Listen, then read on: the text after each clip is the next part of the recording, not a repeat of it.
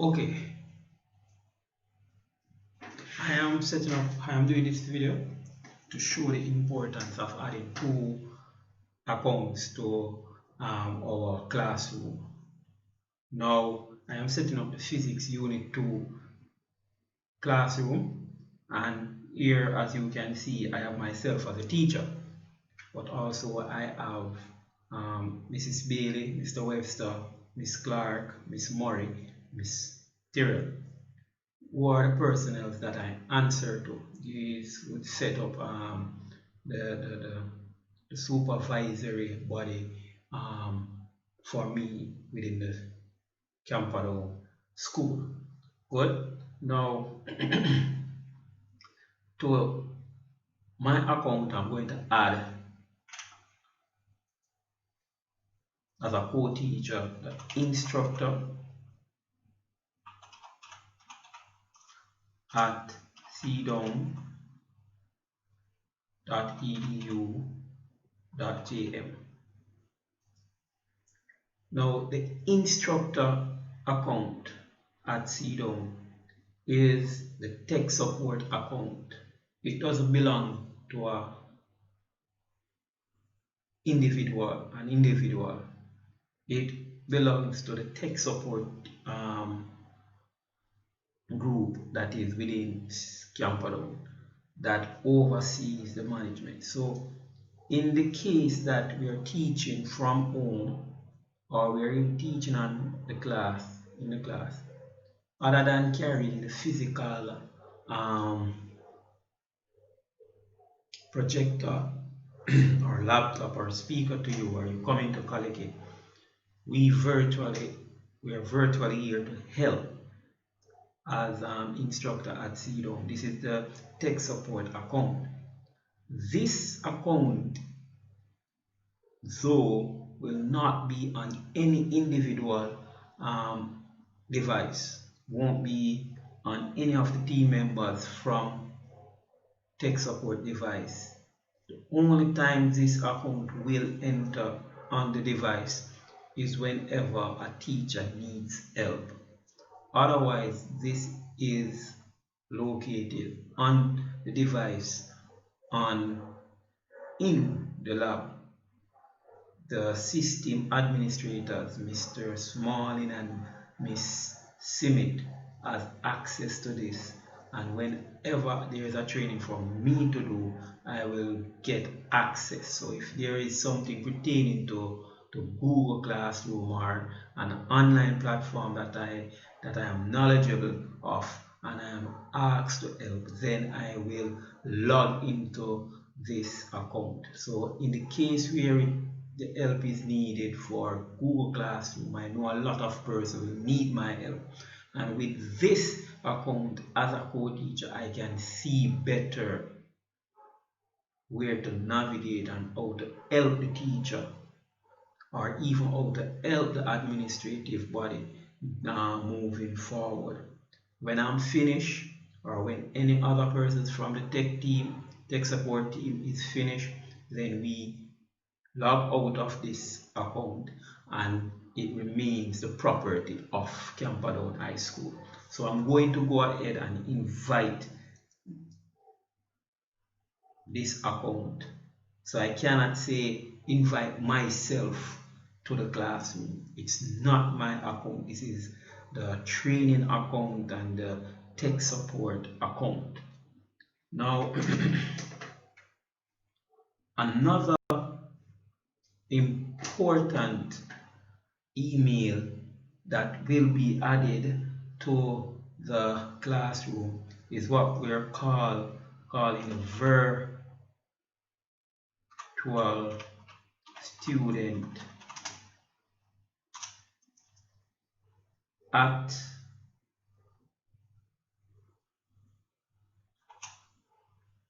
cdow.edu.jm.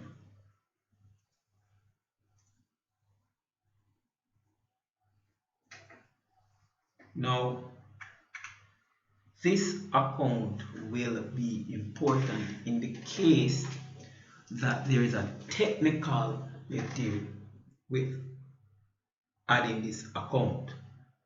Now, let me show you a demonstration from a class that is already set up.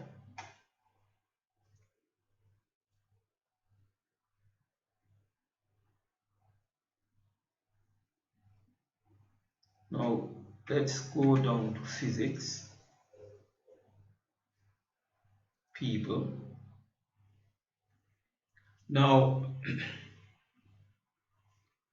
I have a aldecan attached to my class, but when I add other persons to my class, aldecan will play a special role in my class. Now, here I have my learning resources. Good. I have my learning resources. This is not the class that I wanted. So let's go down to C-Sec Physics. A aldecan is in my class.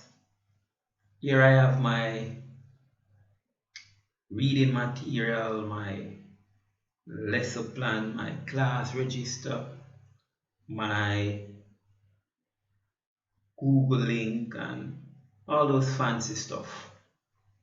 Now, whenever you go and you make a material, you're adding your class register, your mark book, good, or your lesson plans, anything that is post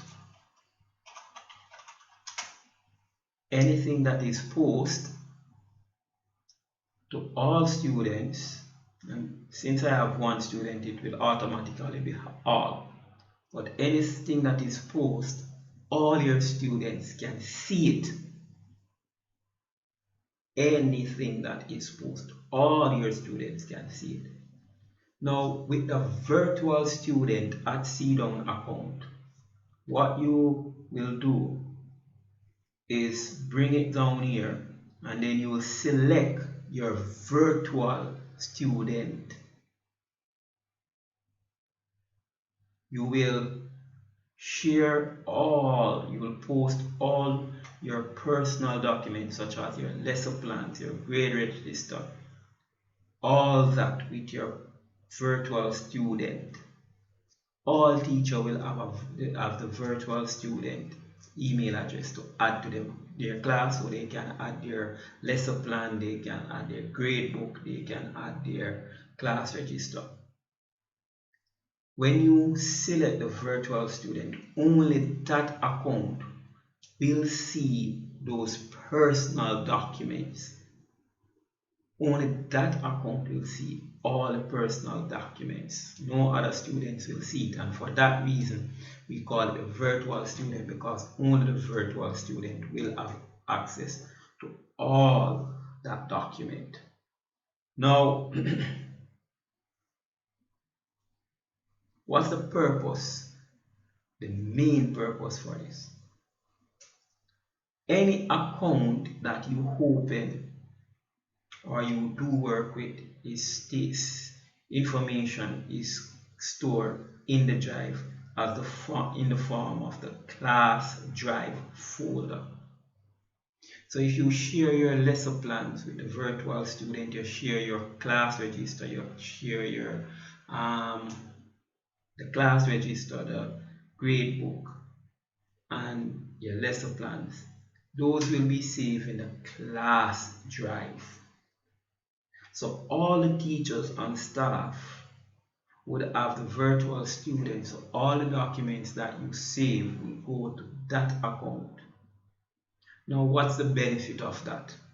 The benefit of that is you're basically building a database for lesson plans. You're building a database for your class registers. All right. You're building a database for your grade sheet. Now, the system admin will not go in, because to go into that document, in that we will have to have permission from the administration. And just as how we could set, system admin can reset your password for your email address, but we cannot do that because that's invasion of privacy.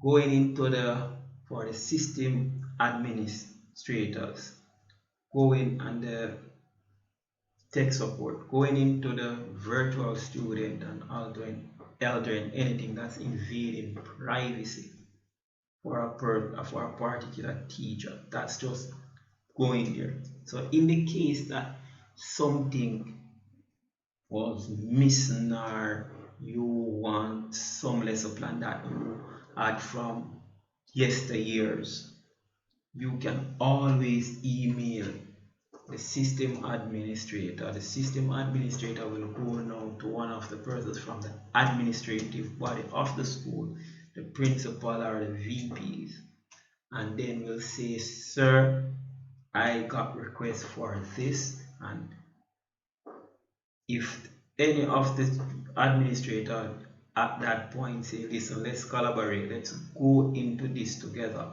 then we can go in and search and do what is there, because that is confidential.